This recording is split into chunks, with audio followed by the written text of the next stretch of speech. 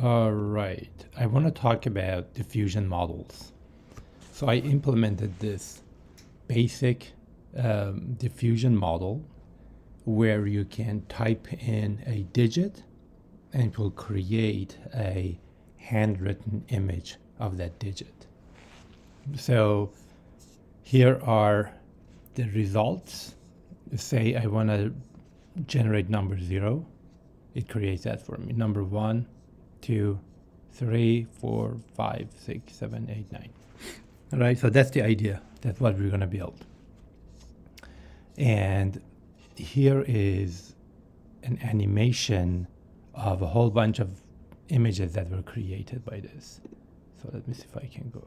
So you start with noises. We'll talk about how diffusion works, but let me show you the evolution of these images as they're generated.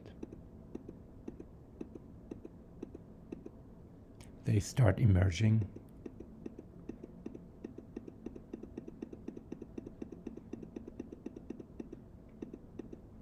All right, so that is what we're going to work on. So the idea for the diffusion model come from this paper from 2020.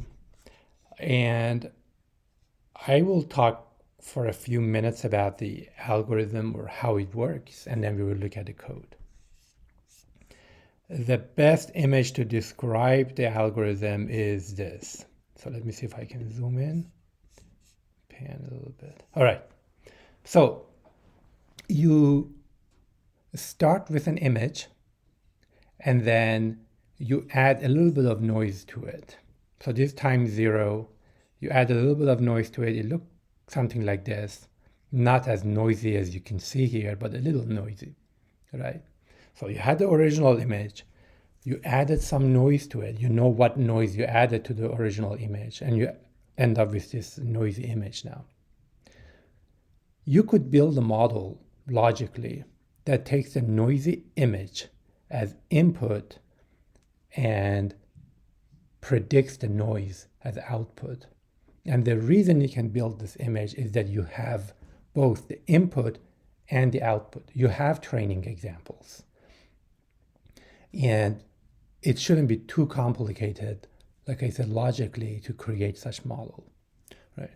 Now, the benefit of having such model, the utility of this, is when you do this noising multiple times, and as a result, you can do the denoising multiple times. Let me show you what I mean by that. Now, going back to this image, say you take a clean image, add a little bit of noise, and then add a little bit more noise, and you keep doing this until you end up at time t, and t could be like 500 or 1000, where you have a total noise and nothing else. And at each step where you added a little bit of noise, you have a training example where you can feed to the model a very noisy picture, and it will predict what amount of noise you just added in that one time step. Right? So this is what you have as training example. And when it comes to using that model, you can start, and this is where the genius of the idea is, with total noise. Just create an image with random noise and nothing else, and then feed it into that model to identify the noise in that last time step. Now that you have the predicted noise on this total noisy input image, you can subtract the noise from it, end up with the image that came right before adding that noise. And then you iterate in a loop for that 500 times. And then what happens is that the model keep predicting the noise, and then you extract the noise from it, until you end up with a crisp picture. And that crisp picture is the generated image. So when I show you this, this is at the time of inference, and each image here is like one example. You start with total noise and nothing else, and then you feed that noisy image into your model that has already been trained, and then let the model predict the noise and then you subtract the noise from that image and you repeat. And this is what the evolution of that image is like. Each click represents a whole bunch of steps, by the way. But you can see the images emerging from the noise.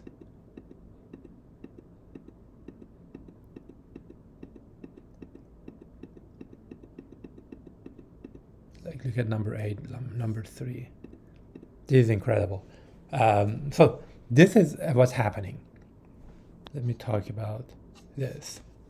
So this neural network model architecture is known as UNet, and it does look like a U shape.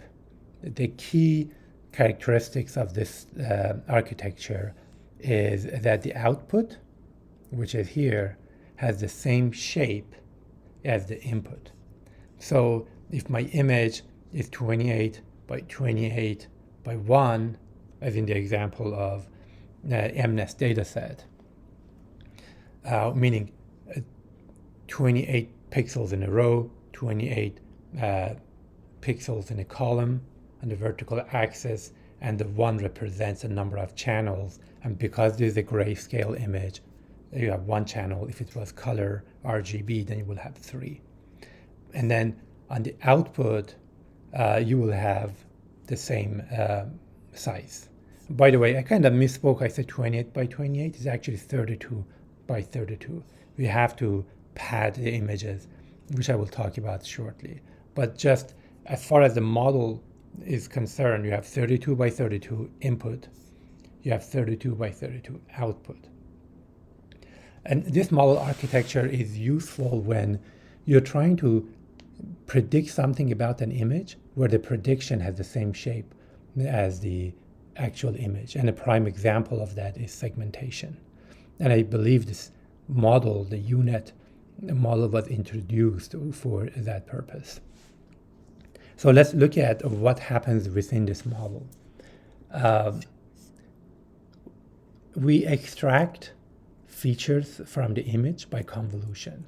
So if you imagine the input being 32, maybe I can, oh man, I want to put it up there. It's a little more. All right, so 32 by 32 by 1. I pass it through 2 convolutional layers to end up with 32 by 32 by 64. Now you have 64 channels, and in convolution, each channel is supposed to capture some type of pattern in your image. Next, I go into this downsizing layer, where downsizing followed by convolution. So the 32 by 32 by 64 becomes 16 by 16 by 64. And here you have 4 convolution layers. So let me show you the code for this. Let me see. I'm gonna go to, so this is the implementation of a unit down, like a downsizing thing. And what you'll find is that it's a stack of a convolution, and then max pool 2D. So the reason the number of rows and columns drop from 32 to 16 is this final thing, right? And let me go back here. So you do that 16 by 16 by 64. You follow that with another downsizing unit. Again, that unit consists of 4 convolution and a max pool. And now you end up with 8 by 8 by 128. You do the same thing.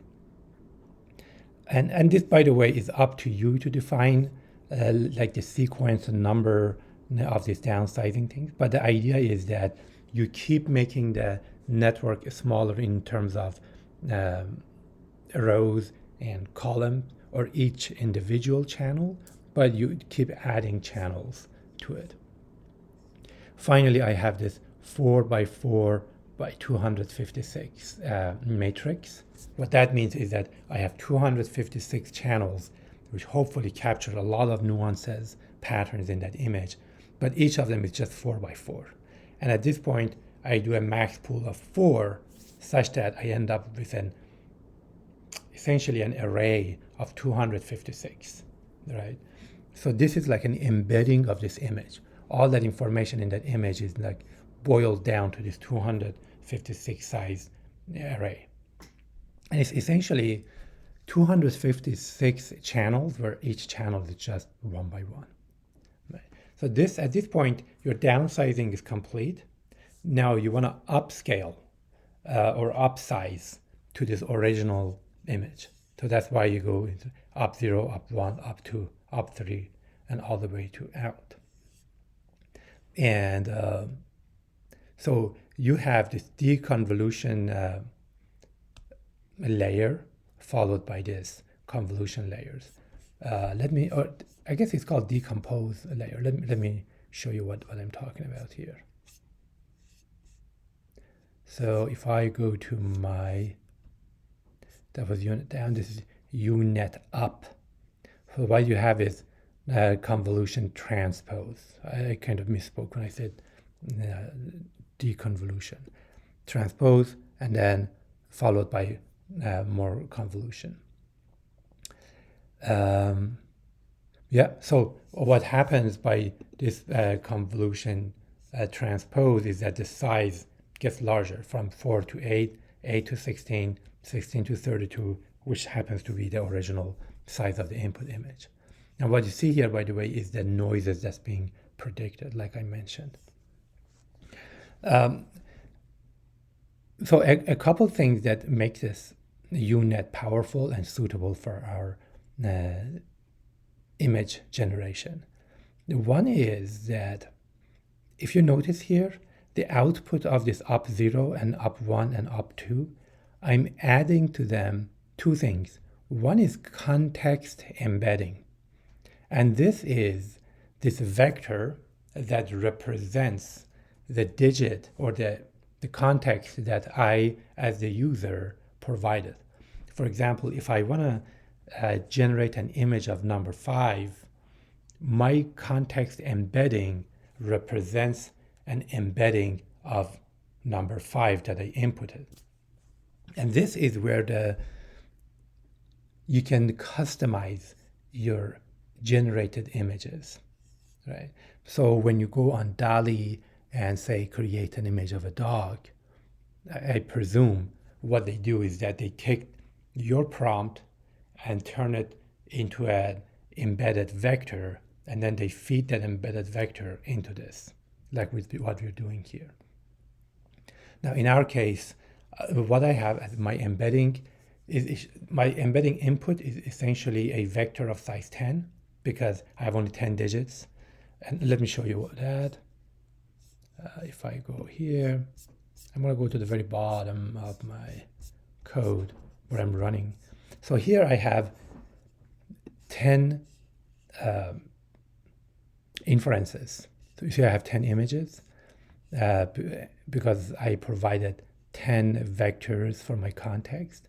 So each of them is size 10. So 1, 0, 0, 0, 0 means this is digit 0, digit 1, digit 2, digit 3. And you can see that the model is generating images that matches that description in the context. And the way I come up with the embedding for this is just with a sequential, fully like a dense neural network. So if I go to my code, let me see if I can find it. Yeah. So this is context embedding 1, which is defined here. Just the embedding fully connected to this. All right.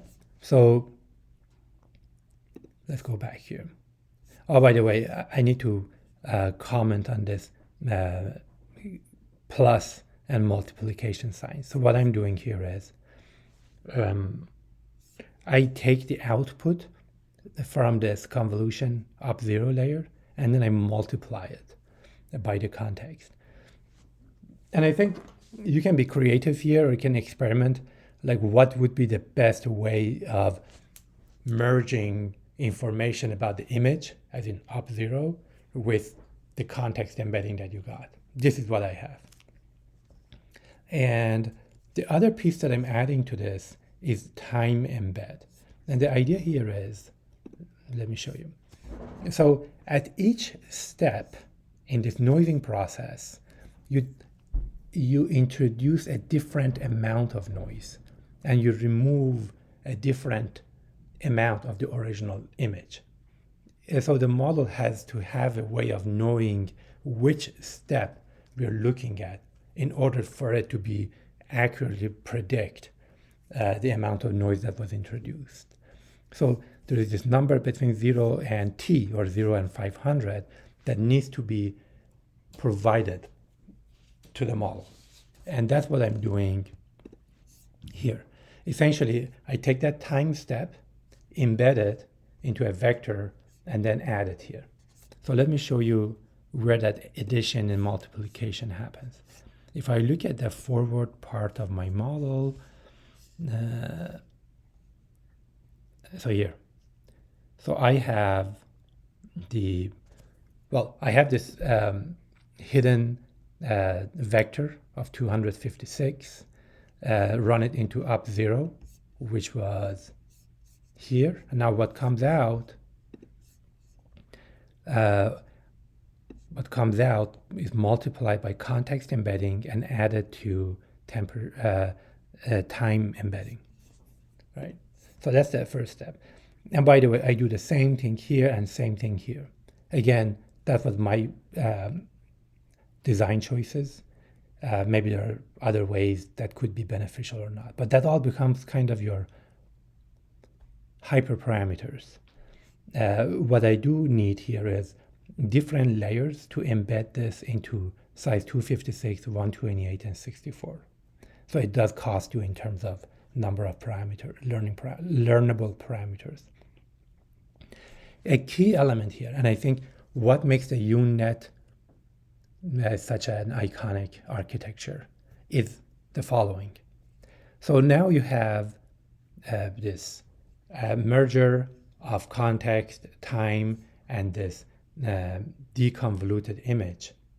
What goes to the next step is not just this, but a concatenation of that and what came from down 3.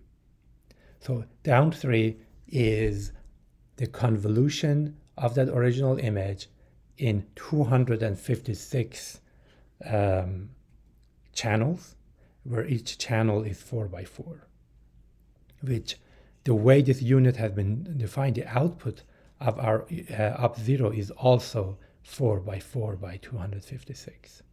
So now you can concatenate them to make 4x4 by 512. So that's what we're looking at now, right?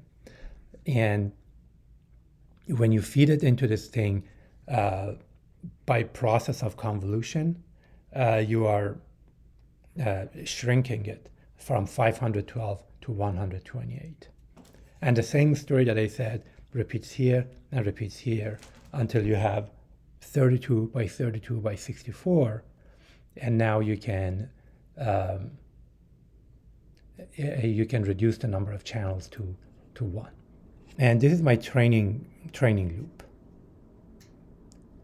Let's see. So I have a variable learning rate that decreases over time. And let's see. I reset the gradients to 0.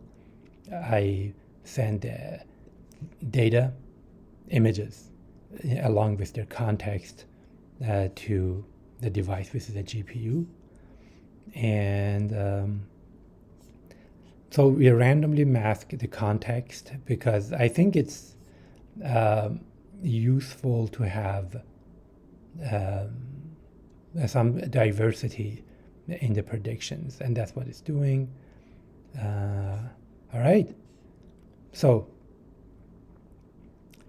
we are in the training process.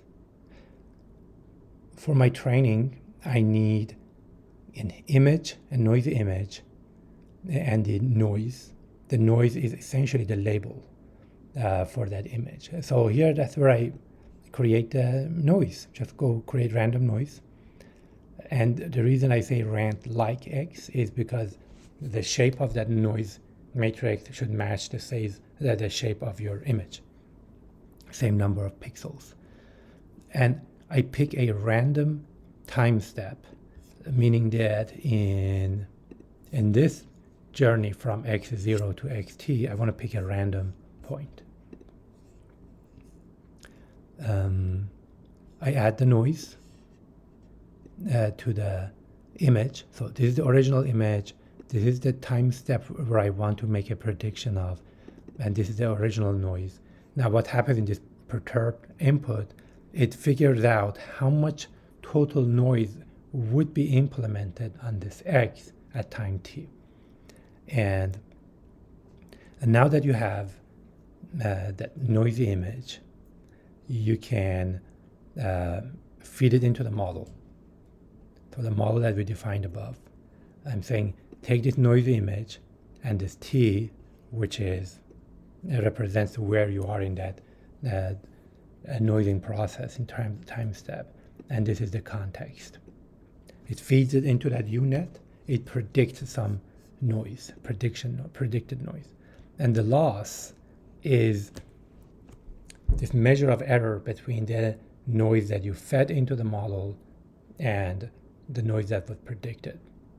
And like any other neural network, now that you have a loss, you run a backward method on that loss to determine the gradients at each of those learnable parameters, and then you step with the learning rate that was adjusted per epoch. Right? So this is what the training looked like.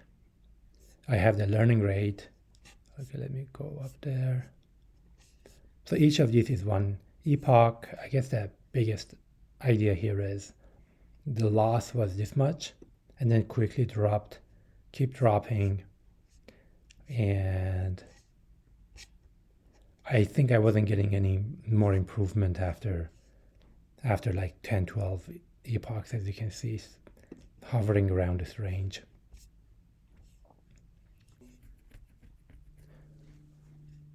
So this piece of code generates images. This is called sampling.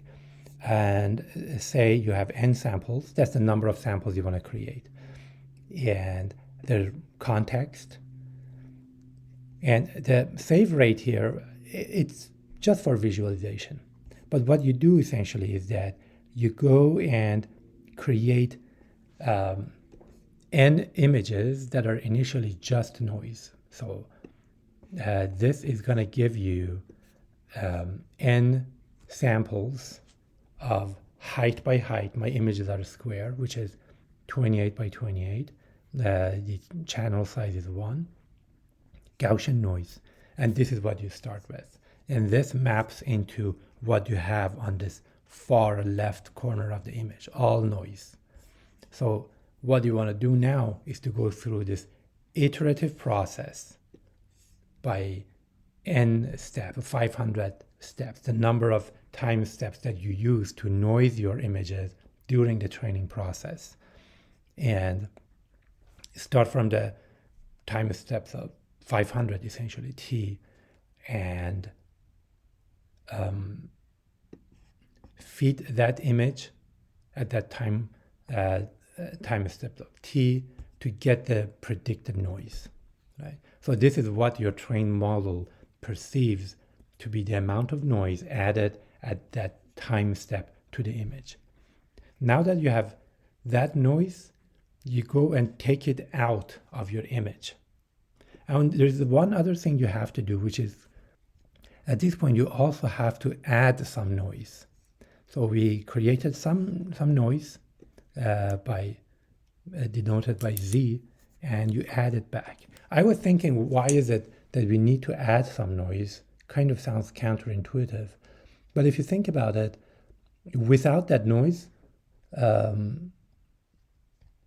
your images quickly start losing that Gaussian distribution of noise. And if you experiment with it, if you set that to 0, what you'll find is all your images end up becoming some average amounts, like a black shaped circular zone in the middle, and everything else being disappeared. So it always converges to that geometry. I think the noise here helps retaining that dynamic nature. But in this method, what's happening over here is that you give it that image, you give it the time step and the amount of noise that you predicted to be there. So you're gonna take that noise out, add in some new noise, and that becomes your sample that goes into that loop again and again. All right, that's it. And that save rate of 20 just allows you to animate it like I did here. So let's do it one more time. This one.